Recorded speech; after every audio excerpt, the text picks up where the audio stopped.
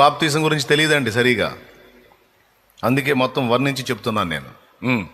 ప్రతివాడు యేసుక్రీస్తు నామమున బాప్తిస్మం పొందుడి, అప్పుడు మీరు పరిశుద్ధాత్మ అను వరము పొందుతారు. అది లెక్క.